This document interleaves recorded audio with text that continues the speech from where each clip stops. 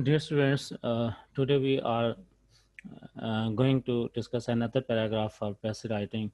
For we should say that comprehension, understanding, we have to uh, answer the questions that are after this paragraph that are appended to it, and we have to make a précis of the passage.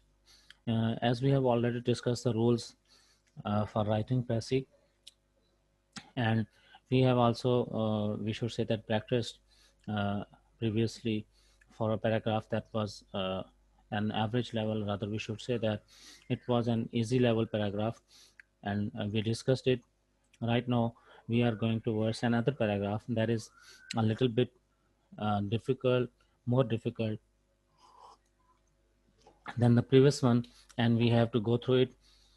तो सबसे पहले जो rule है वो यही कि आप उसको गो थ्रू करें अच्छी तरह से, 2 to 3 times एट लीस्ट इसको गो थ्रू करें, पढ़ें कंसंट्रेशन के साथ. when you go through it with concentration and with a lot of focus, definitely you will be understand, and you will be we should say that able to understand what this paragraph carries in it, what's the message conveyed through it, right? So हम इस paragraph की तरफ इसको go through करते हैं और देखते हैं कि इसमें क्या मेंशन किया हुआ है, राइट? बट बिफोर दैट आप कुछ स्टूडेंट्स जो हैं वो ज्वाइन करना चाह रहे हैं, उनको हम ज्वाइनिंग करवा लें, वेट कर रहे हैं, and then we will go through for it, right? So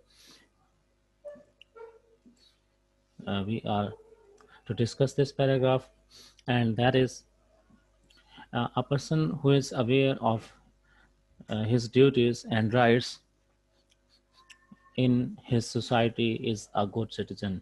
Okay, here there is a mistake of, we should say that composing this duties, it is not this, it is his duties, right? It should be that like his duties in his society is a good citizen. He knows that he is he is a member of a group. He is a member of group with which he is associated by thousands and one ties. He realizes that he should live in harmony with other members of society. Man cannot live without a society. He cannot live alone. He must live with other members of that society. You have to accept the conditions and traditions that a society prescribes for its members. Society gives you some rights and some duties. A good citizen does his best to do his duty to the society. He lives a clean and honest life. He always keeps away from such activities that may harm the interest of the fellow citizen. Right now, we can understand in the even in the very first, we should say that go that this paragraph is about a person who is living in a society, and what are his duties and responsibilities. Basically, this paragraph is describing the duties, or we should say that rights, responsibilities of a person who is living together in a society with other fellow members who are a part of the society. Actually, the writer wants to tell us how he should live in accordance, and we should say that cooperation with other members of his society. That's very important thing, of course, he's going to discuss. So through the very first go, we can understand this paragraph is what about. We have understood the topic of this paragraph, and so now we have to make the words count. And when we make the words count of this paragraph, we should come to know that it is almost 138 approximate words that it carries. 138 words, right? And when we are going to make the précis of this paragraph, we should make it almost 45 to we should say that maximum 50 words, or 45, 46, or even a little bit less or more than 45. Now we are to suppose the main points of this précis. अब इसमें main points कौन कौन से हैं, right? हम उसकी तरफ आते हैं. इसमें अब मेन पॉइंट्स हैं duties and rights of a good citizen. Actually it is describing, यानी इसका टॉपिक ही यही है जो कि इसका टॉपिक है, और वेरी फर्स्ट पॉइंट भी ये बन रहा है कि duties and rights of a good citizen, यानी राइटर जो है वो duties and rights of good citizen के बारे में बात कर रहे हैं। फिर वो कहता है a member connected with others by so many ties, यानी next point, the very next important point वो ये है कि एक मेंबर जो है सोसाइटी का वो दूसरे लोगों के साथ कनेक्टेड होता है। यानी उसने यहाँ पर जो फ्रेजेस यूज़ किए हैं, other by so many ties, यानी thousands and one ties mean बहुत ज़्यादा उसके कनेक्शंस होते हैं, टाइज होते हैं, उसके साथ वो कनेक्टेड होता है। फिर नेक्स्ट में वो ये कह रहा है कि coordination and accordance with other members of society, that's important, यानी उसको हार्मनी और वी शुड से दैट के कोऑर्डिनेशन में रहना चाहिए। फिर वो कहता है कि acceptance of traditions and condition of society prescribe, तो उनको उसने फॉलो करना होता है। मीन कि जब कोई एक पर्सन सोसाइटी में रह रहा है तो डेफिनेटली वो उस सोसाइटी के रूल्स, उसके ट्रेडिशंस, उसके कन्वेंशंस, उसके जो नॉर्म्स होते हैं, प्रैक्टिसेस जो वहाँ पे प्रेवलेंट होती हैं एक सोसाइटी में, उनको लाजमी उसने फॉलो करना होता है। इस पैराग्राफ में डेफिनेटली नेक्स्ट पैराग्राफ इसी के मुताबिक है। फिर उसके बारे में एक पर्सनल कि वो क्लीन एंड ऑनेस्ट लाइफ गुजारता है, डजंट हार्म अदर्स।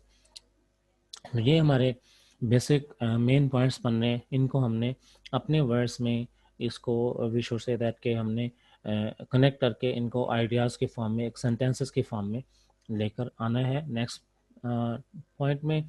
सो हमने ये मेन पॉइंट्स बना लिए। हम एक दफ़ा फिर से पैराग्राफ को देख लेते हैं, गो थ्रू करते हैं और इसके साथ मैच करते हैं कि all this paragraphs we should say that all this points are relevant to the paragraph, या इसमें कोई हमने एक्स्ट्रा पॉइंट या कोई इस तरह की चीज़ तो नहीं डाली जो कि उस पैराग्राफ से आउट हो या उस पैराग्राफ से रेलिवेंट ना हो। तो हमने फर्स्ट पॉइंट डाला duties and rights of a good citizen, और हमें यहाँ पर देखें इस पैराग्राफ में हमें पहला पॉइंट या फर्स्ट पॉइंट जो वो बात कर रहा है वो यही बात कर रहा है ड्यूटीज़ एंड राइट्स के बारे में, कि ड्यूटीज़ एंड राइट्स होने चाहिए, यानी उसके राइट्स हैं, ड्यूटीज़ हैं and rights of a citizen who is living in a society. उसके बाद नेक्स्ट पॉइंट में वो यही कहता है कि वो कनेक्टेड होता है दूसरे लोगों के साथ, बहुत सारे लोगों के साथ। फिर उसमें हम आगे देखते हैं कि कोऑर्डिनेशन एंड अकॉर्डेंस जो है बहुत इंपॉर्टेंट है, या हार्मनी और कोऑर्डिनेशन के साथ उसको रहना चाहिए बाकी लोगों के साथ सोसाइटी में।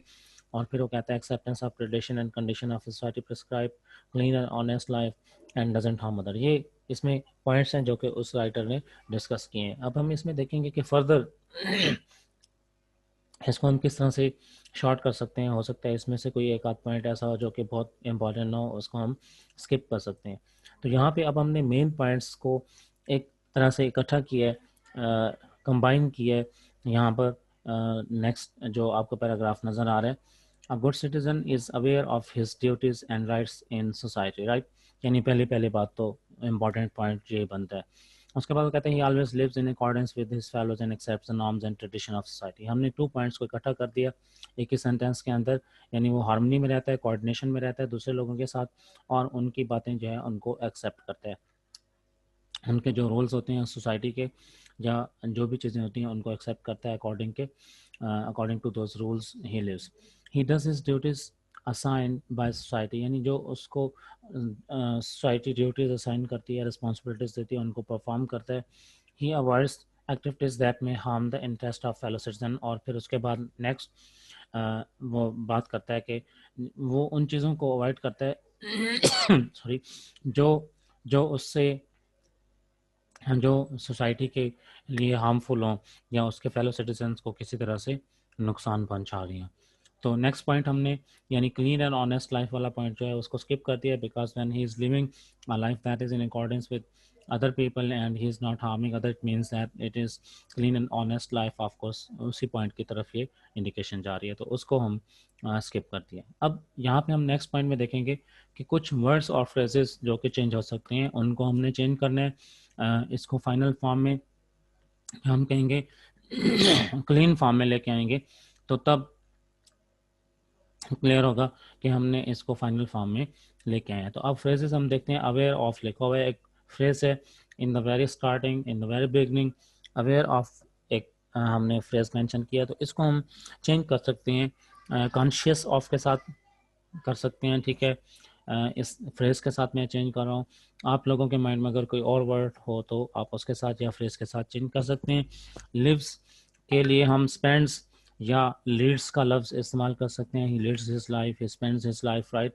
अलोन का लफ्ज़ लिखा हुआ है, अलोन के लिए हम आइसोलेशन का लफ्ज़ इस्तेमाल कर सकते हैं कि वो आइसोलेशन में नहीं रह सकता, आइसोलेशन का भी यही मतलब होता है।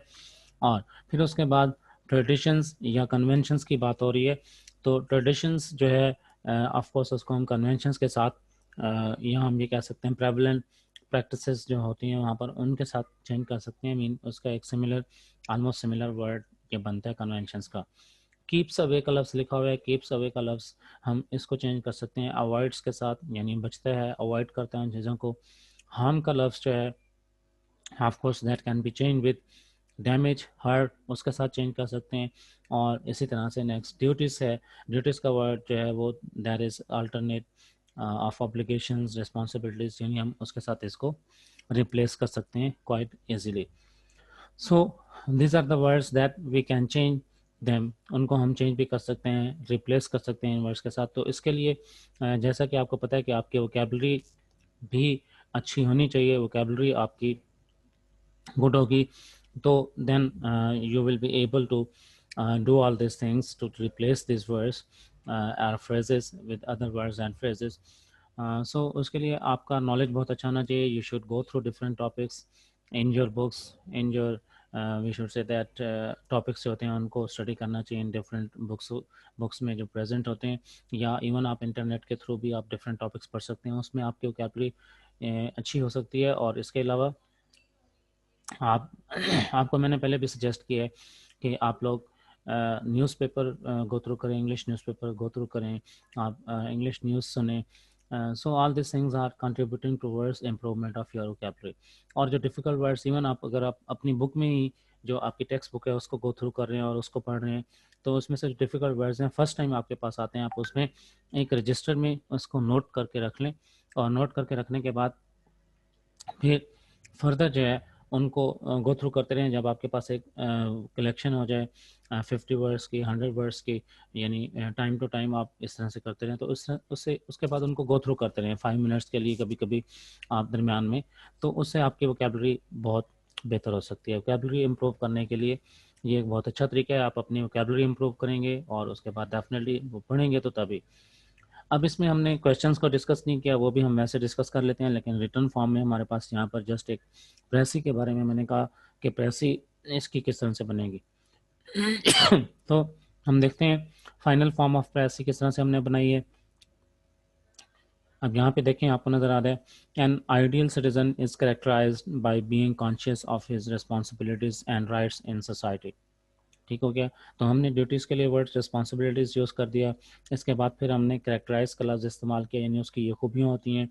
हम इवन इसको इस तरह से भी कर सकते हैं कि an ideal citizen possess the characteristics, या हम possess the qualities of being conscious of. ठीक है, तो इस तरह से भी चेंज कर सकते हैं। ये फाइनल और एब्सोल्यूट नहीं है। मीन मैंने ये वोकैबुलरी यूज़ की है, ये वर्ड्स यूज़ किए हैं, फ्रेजेस यूज़ किए हैं, आप उसकी जगह कोई और यूज़ कर सकते हैं, या आपका स्टाइल थोड़ा डिफरेंट भी हो सकता है लिखने में। मीन के ये पर्सन टू पर्सन वेरी करेगा।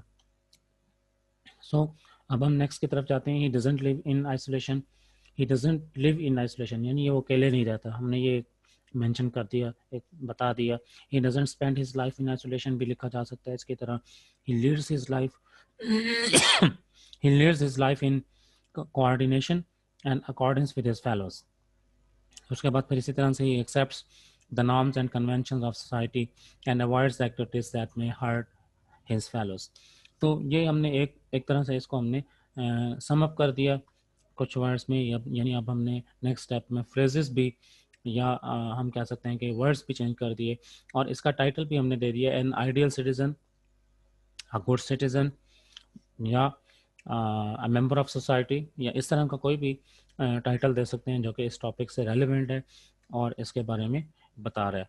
तो it is quite an easy way कि हम किस तरह से उसका टाइटल सेलेक्ट कर सकते हैं। बहुत आसान है, यानी जब आप पैराग्राफ को गो थ्रू करते हैं तो ऑफ कोर्स उसके लिए कोई इतना मुश्किल नहीं होता।